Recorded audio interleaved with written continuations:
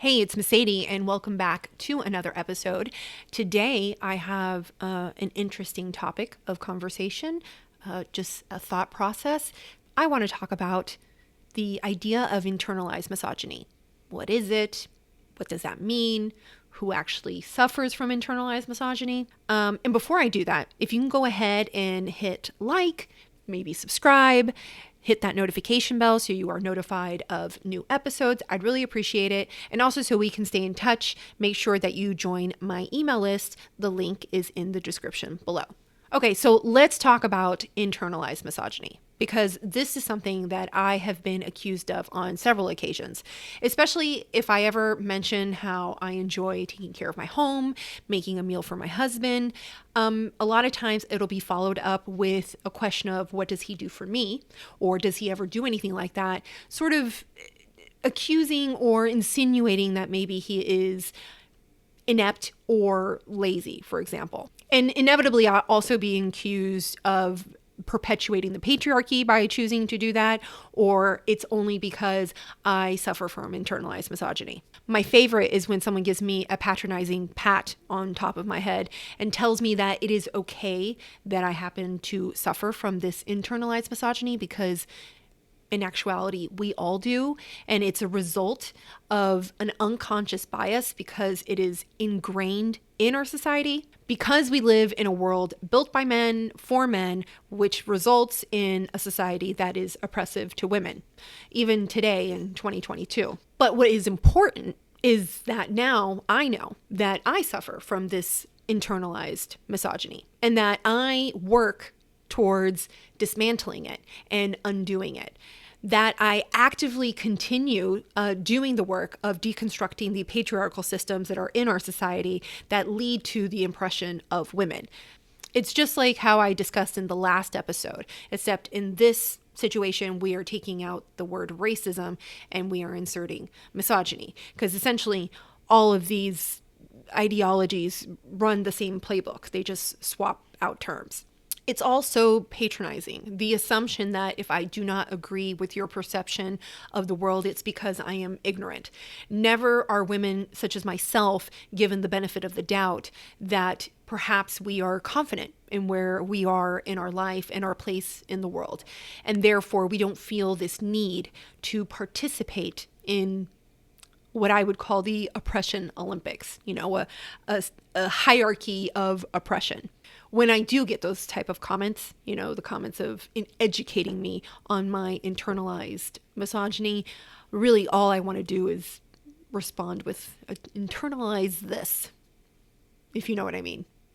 But before I go off on a rant, because I feel one kind of bubbling to the surface, let me stick to the script and continue on. The idea for this episode came to me after I saw a video while I was surfing and scrolling the Twitters one evening, like I do, instead of doing something a little bit more productive. And it was a video of the philosopher Peter Boghossian. He is one of the three academics that took part in the grievance studies, or the so-called squared affair or scandal, depending on who you talk to. And he asked a molecular biologist why she thinks that trans women should not be legally treated as women. And her response was, quote, "Being male or being female is a developmental process. You can't change your sex." But then she goes and she says something that really struck me. And I'll go ahead and play the full clip for you now. Yeah. Trans women should be legally treated as women. Tell me why you're strongly disagreeing. Because I'm a molecular geneticist. Well, I'm not even sure. Everybody else is clapping. Okay, so tell me what that, because I count on my fingers. I know nothing about genes.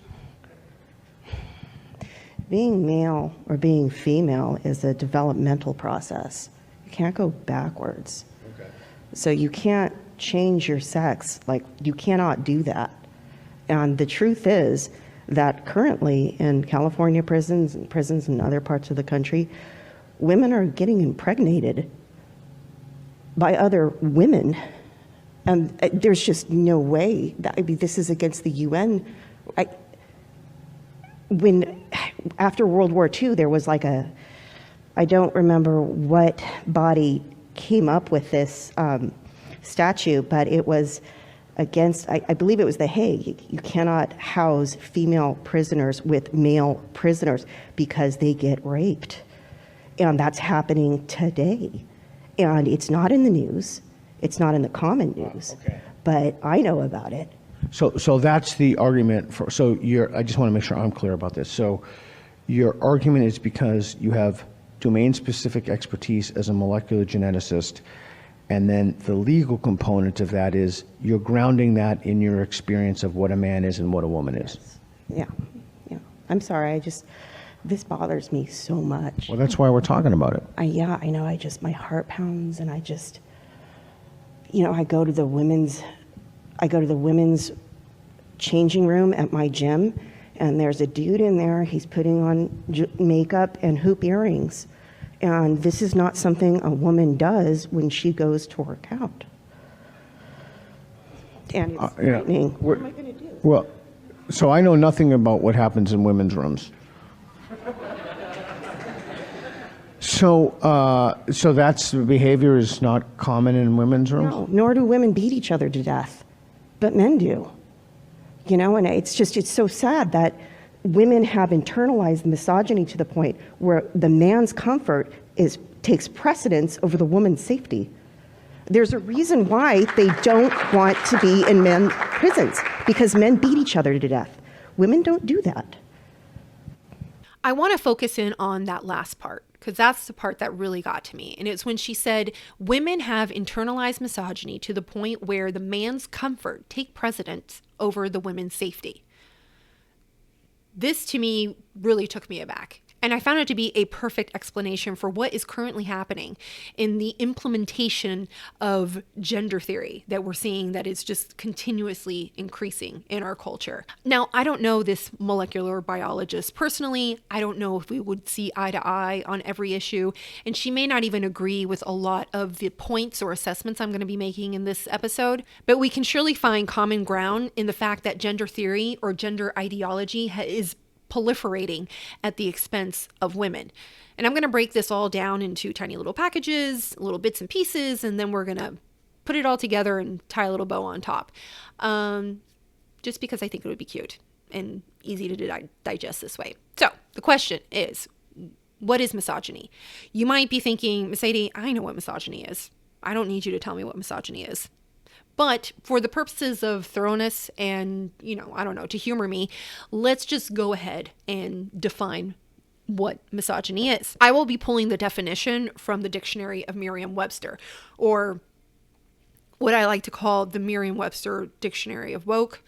Is that kind of petty? Probably. Do I care? Not particularly, especially considering that Merriam-Webster has increasingly changed definitions or started using expanding examples that align with either government or leftist agenda. And if you don't believe me, go check out the definitions such as anti-vaxxer, boy, girl, male, female, colorblind. They've all been updated recently, probably in the last 2 years. Now, if you think that misogyny is simply defined as the hatred of women, aversion to women, or prejudice against women, you would be correct. That's exactly how it's defined in Merriam-Webster. However, what I find interesting are the examples that Merriam-Webster uses. You know how every dictionary has an example of how to use a word in a sentence? The examples that Merriam-Webster has put in their updates are very telling. Here's an example that Merriam-Webster gives of how you can use misogyny in a sentence. It is actually a quote. Quote, a mission to expose the common cord that nourishes capitalism, misogyny, classism, and fat hatred. That's a quote from Anastasia Higginbotham, who wrote a book about sex for kids that stresses sex positivity. Then there is the word misogynistic. In Merriam-Webster, the original example that was given for misogynistic was an example of a rapper's song. However, that was removed because we don't really want to have any association of misogyny with rap music. And in its place was instead references to university clubs, society, or how it is at a systemic level. They also threw in there the criticism of the reboot of Ghostbusters that was an all-female cast, insinuating that the negative reviews were due to misogyny, not because it was a really bad movie, which I can say because I saw the movie and it was not good. As you can see from the examples that are given for these words, it's now more about a system or a culture that is misogynistic. It's not really a focus on an individual that has misogynistic feelings towards women. So the idea of this is to condition you or to think that misogyny is woven within the fabrics of our society. And because of that, it can't necessarily be undone. And we must deconstruct it or, in fact, completely just burn it down. Agreeing that misogyny is everywhere is a requirement in order for you to unconsciously internalize misogyny.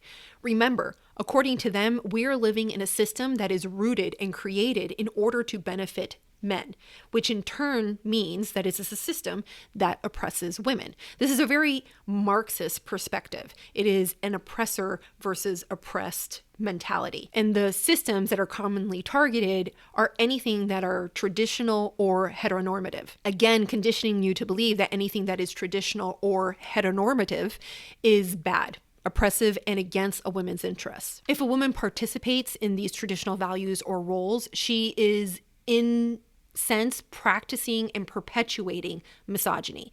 I mean, how many times have you heard, or how often have you heard, I just can't deal with these women that vote or make choices against their own interests? Again, assuming that you or I are just too stupid or incapable to understand what our best interests are. In other words, if you continue to follow the status quo, you are unconsciously internalizing misogyny. Now, call me crazy, but I feel that this is manipulation to make you feel guilty to continue any kind of traditional values or traditional path in life, because anything that is traditional was created in order to keep a misogynistic oppressive system in place. Traditionalism is always bad and progressive is always good, as if progressive movements have never ended badly. Of course, it is true that historically women were forced into roles and did not have the freedom to choose their own paths. I mean, I do consume history. I am fully aware this is a fact.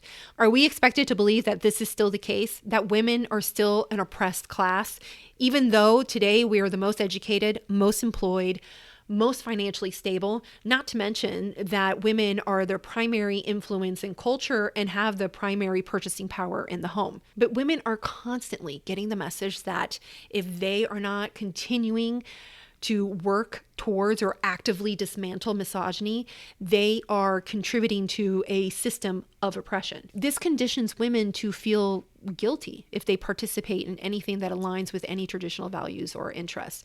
And if you are happy in these traditional roles, you unconsciously hate yourself and suffer from internalized misogyny because you're skipping along in a system of traditionalism created to benefit men. This ideology essentially tells women that if you are not with me, you are against me. And if you are against me, it's because you hate yourself. And even if you think that you don't, it's because you don't know it.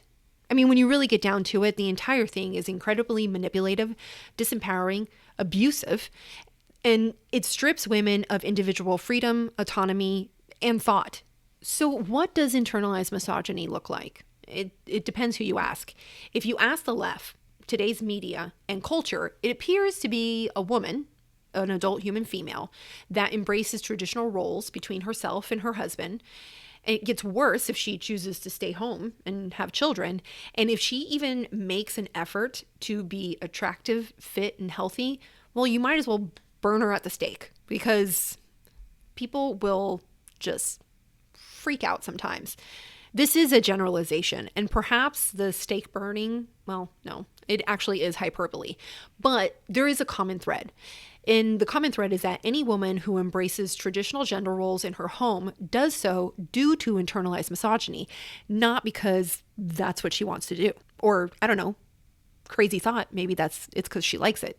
Now, as I move forward in this discussion, I want to clarify who is the subject of this episode.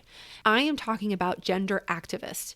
and ideologists who are actively working towards attempting to erase gender and the inherent differences between men and women. People who support the grooming of children or the gender confusion while keeping parents in the dark and also promoting either puberty blockers or medical intervention of children even before they're able to fully develop their prefrontal cortex and understand the ramifications of their choices.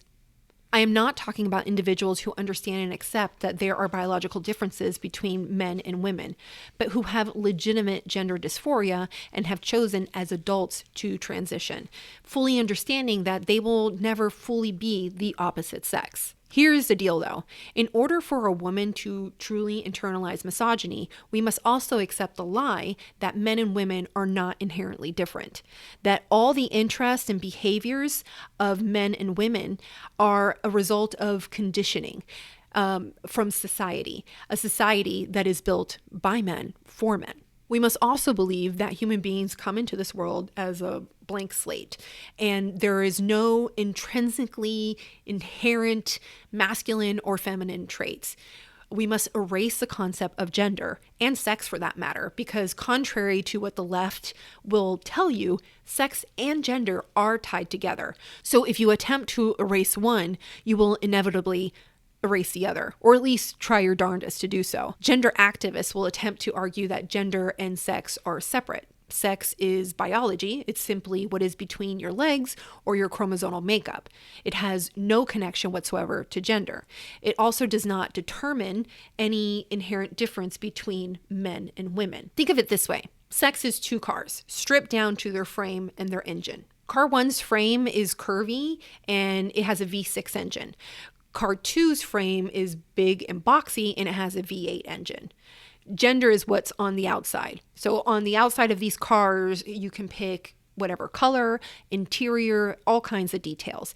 And it is how the car presents on the outside that determines what kind of car it is. Gender activists will argue that sex, in this case, the fact that one car is a V8 and the other car is a V6, is completely irrelevant, that they're still the same and will perform the same if they're taught early on that they're no different, because what is on the outside is what determines its true self. But if that were true, then there would be no need for cross-sex hormones, and hormones would have no effect on appearance or behavior. I mean, if you take just a moment to think about it, the entire argument completely crumbles, because as the molecular biologist said, sex is biological. It is a process that determines gender. The biological differences between men and women are objectively true.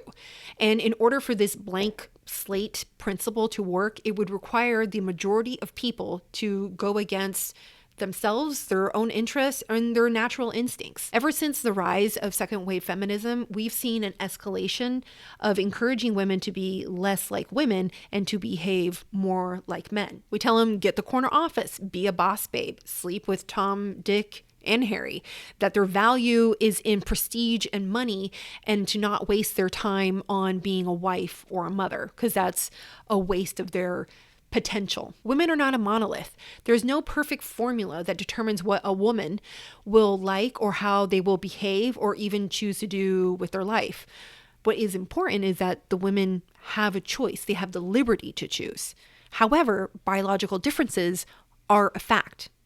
These differences lead the majority of women to choose professions that are more about interpersonal relationships, such as a nurse, a teacher, maybe even a pediatrician, the HR department, it's full of women, and even a stay-at-home mother. Even the famed French feminist Simone de Beauvoir, which I might be butchering, forgive me, acknowledged that working outside the home is not in the nature of most women. In a conversation in 1975 that she had with Betty Friedan, which was another feminist from the 1970s, she said, quote, "No, we do not believe that any woman should have this choice. No woman should be authorized to stay at home to raise her children. Society should be totally different. Women should not have the choice, precisely because if there is such a choice, too many women will make that one. It is a way of forcing women in a certain direction." De Beauvoir believed that we must use force, the government, to make women do what she believed is in the best interests of the group. And this made me wonder, does Simone suffer from internalized misogyny? Does she hate women so much that she advocated for them to be forced into a societal role because she was resentful of the role that women would naturally choose? I mean, it's a thought. And then it leads me to wonder, is that what we're seeing today? An escalation of Simone and others' own internalized misogyny? Today's modern feminists advocate for the total erasure of gender and minimize women to terms of birthing people and cervix owners. All pregnant and birthing people deserve to be treated with love. Health equity for Black birthing people is attainable. And birthing people. For birthing people. Black birthing people. And our Black birthing persons. For all birthing persons in Louisiana. Why? Why do they do this?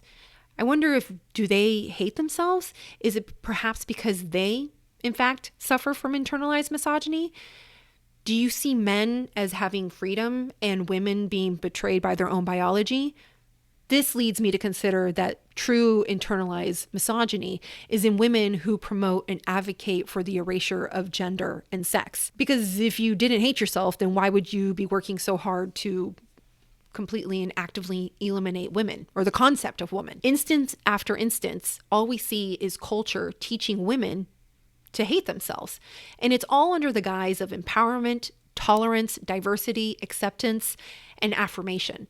Instead of acknowledging to young women that yes, children are difficult, they are challenging, but also reassuring them that children can be a joy and a blessing, we tell them that motherhood is a detriment to their happiness and that they'll only find true fulfillment if they are working outside the home. We tell them that motherhood can wait, but a profession cannot.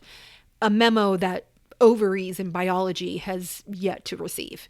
Instead of teaching young women to value themselves and their bodies and to gatekeep who they show their body to or who they sleep with, society fools them into thinking that they are empowered by objectifying themselves and sleeping around. Instead of a culture that acknowledges to young girls who are entering puberty that yes, your body is changing, it makes you uncomfortable, it feels kind of weird, but that's okay, that's normal, it's going to be kind of awesome down the road.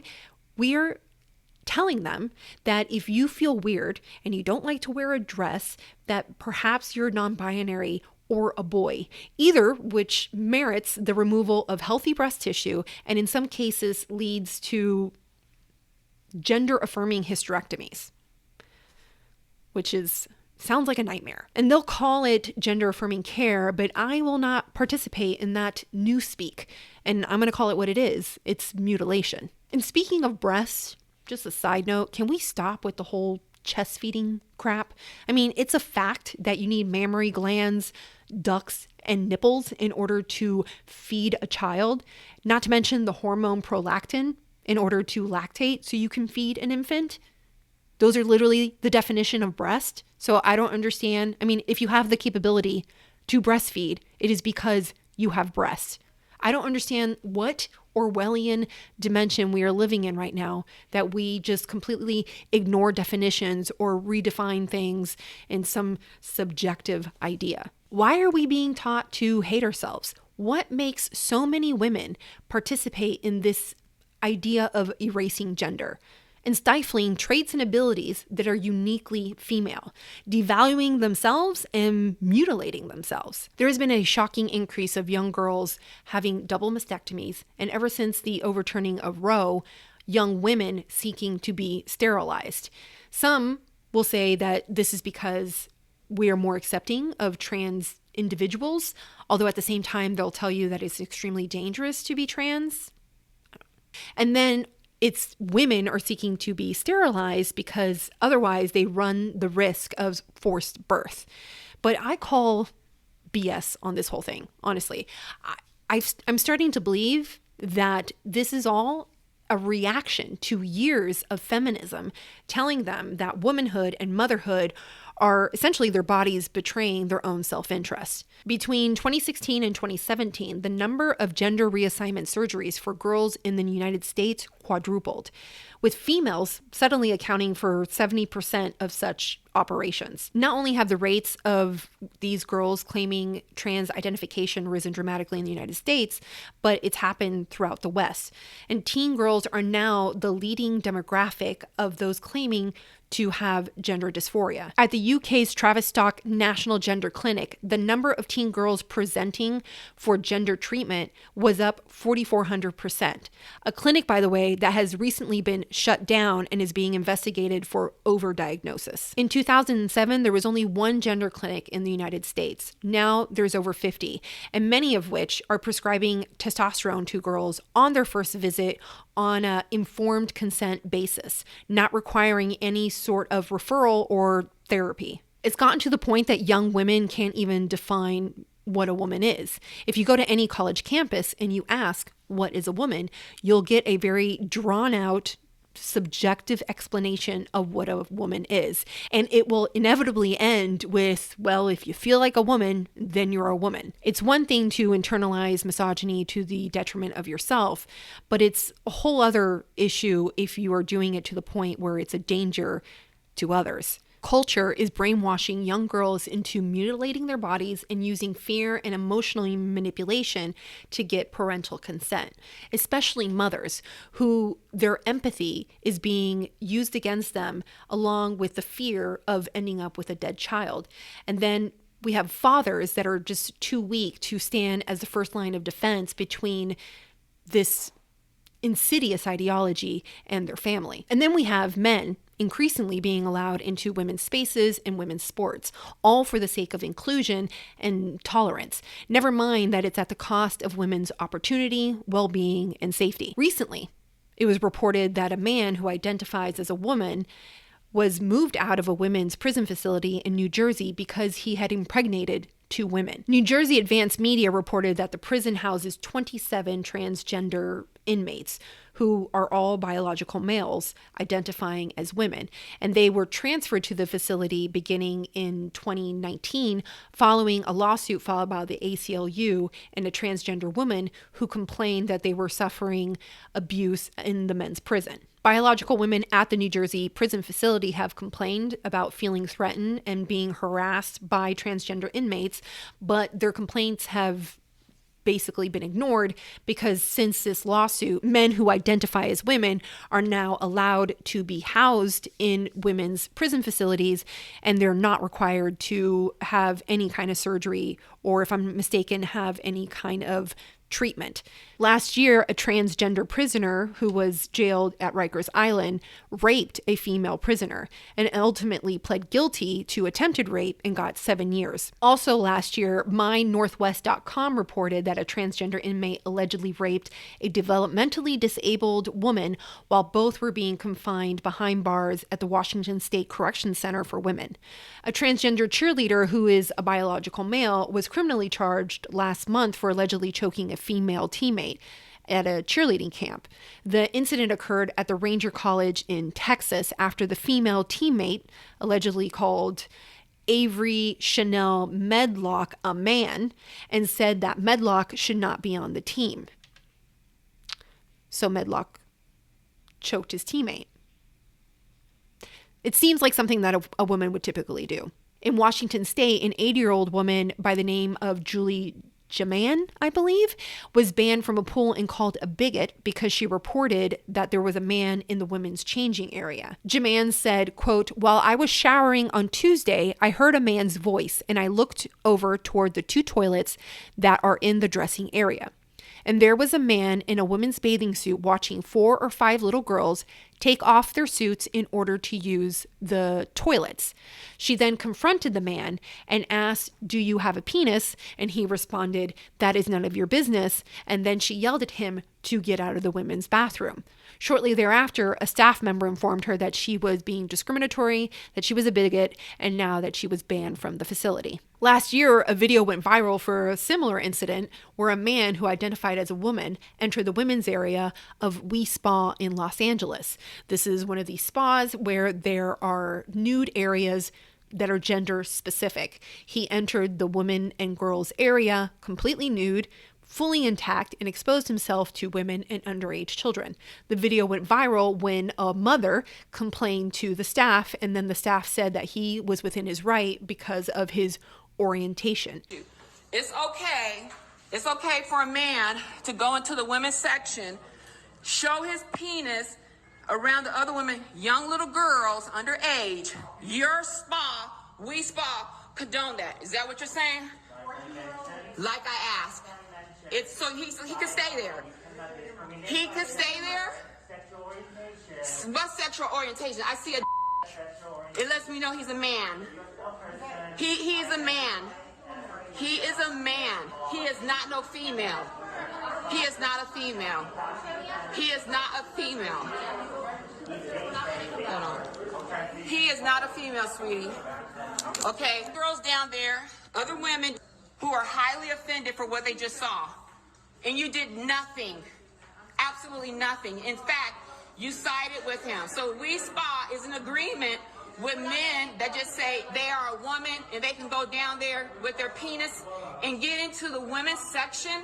Turns out that the man is a registered sex offender in California and had 2 prior convictions of indecent exposure, and that he identifies as a woman in order to gain access to women-only areas.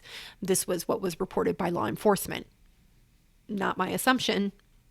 It's what he does. The fact is, feminism and culture sees womanhood as a state of oppression. We're taught to hate ourselves, so much so that we are encouraged to put women at risk in order to make men feel comfortable, mutilate the bodies of young women, promote the objectification of women, and tell women that there is more value outside the home than there is being a mother. Call me crazy, but this all leads me to conclude that the true internalized misogyny is in those who promote the erasure of women, who are looking to eliminate everything that is beautiful and unique about women, and are completely comfortable with replacing women with men. And that is all I have for you today. I would love to hear your thoughts. Go ahead and leave them in the comments below.